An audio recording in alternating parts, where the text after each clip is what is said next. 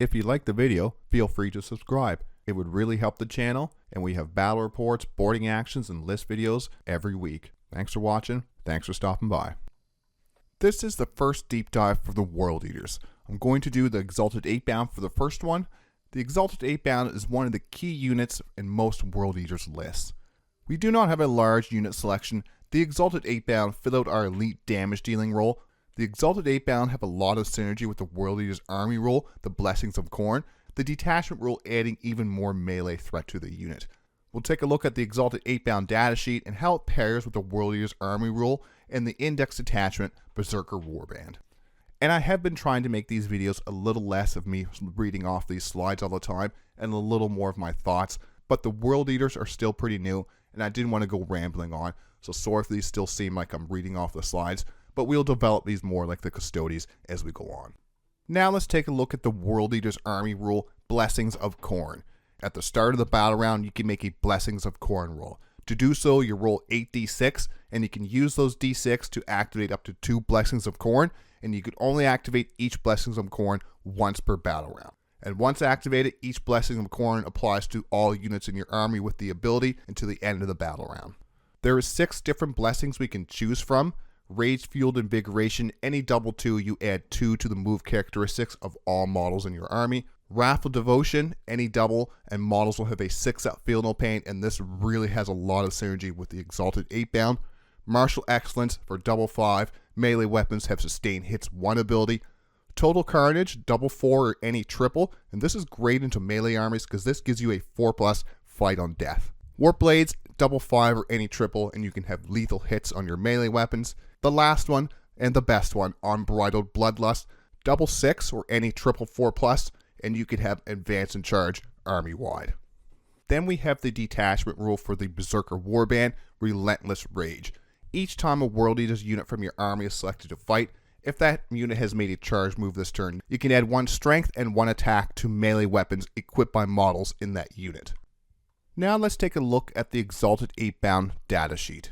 They have a movement of 9, toughness of 6, a 3-up save with a 5-up invulnerable, 3 wounds, 6 leadership, and an OC of 1. No ranged weapons. Khorne cares not for ranged attacks. For our melee weapons, we have a Chain Fist, 3 attacks, hit on 3s, strength 14, AP 3, damage 2. 8-bound Eviscerator, 5 attacks, hit on 2s, strength 6, AP 2, damage 2. The Heavy Chain Glaive has 8 attacks, hit on 2s, strength 8, AP 3, damage 1. And then finally, we have the Paired Chain Fist, 5 attacks, hit on 3s, strength 14, AP 3, damage 2. For war gear options, the one champion can have either the Paired Chain Fist or the Heavy Chain Glaive, or you can just have the Exalted Eightbound Chain Fist with the Eviscerator. For abilities, we have Deep Strike, which is great because there's not a lot of Deep Strike in the World Eaters. Then we have a 6-up Feel No Pain and Overwhelming Wrath. Overwhelming Wrath, each time an enemy unit within 6 inches of this unit is selected to fall back, that unit must take a leadership test. And if that test is failed, that unit must remain stationary this phase instead. So they have to stay engagement range with these Exalted Eightbound. And this is a 6-inch ore, so this can stop some other units from falling back from some Berserkers or Angron or something like that as well. This is a very dangerous unit in melee, but the Exalted Eightbound have those 2 abilities that make the unit shine. The 6-up Feel No Pain can be turned into a 5-up Feel No Pain with the Wrathful Devotion Blessing, because if you already have a Feel No Pain, when you use that Wrathful Devotion, you add 1 to it. And that Overwhelming Wrath ability, it allows us to be aggressive and push into the enemy lines with the Exalted Eightbound. They are fantastic for keeping the enemy hemmed into their own deployment. If we are in engagement range of vehicles or monsters, if the unit fails the leadership test, they will be the only unit able to shoot at the Exalted Eightbound since they will be in engagement range and will be able to shoot them. It gets even better if we are engagement range of an enemy infantry or mounted. If that enemy fails the leadership test, the Exalted Eightbound will be safe from any big guns the enemy may have.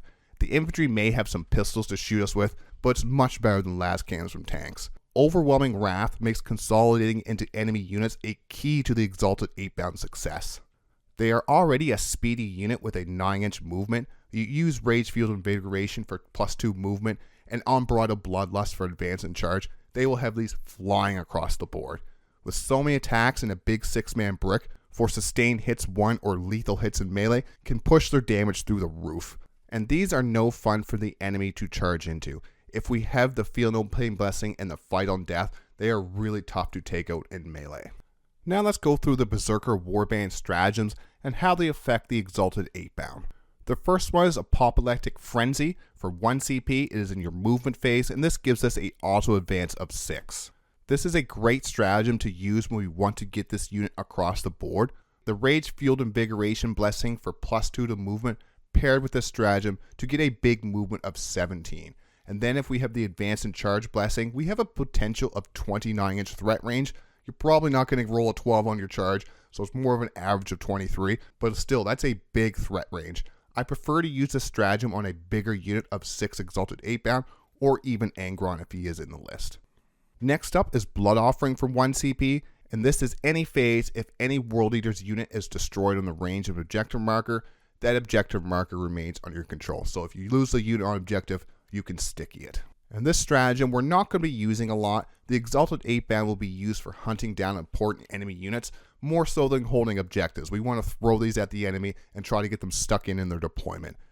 It can come up if we're killed on objective by some shooting.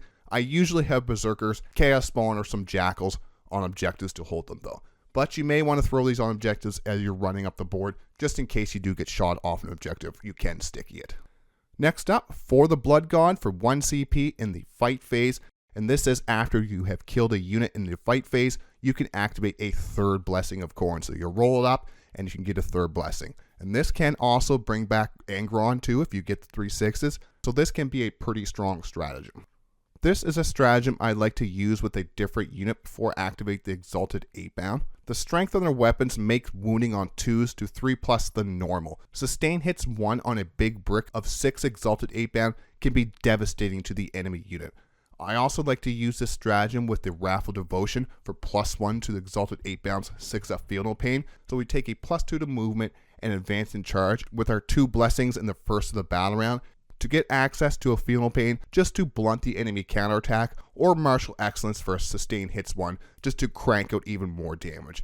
This is much stronger if we get turn 1, since you'll be able to run 3 blessings for the entire round.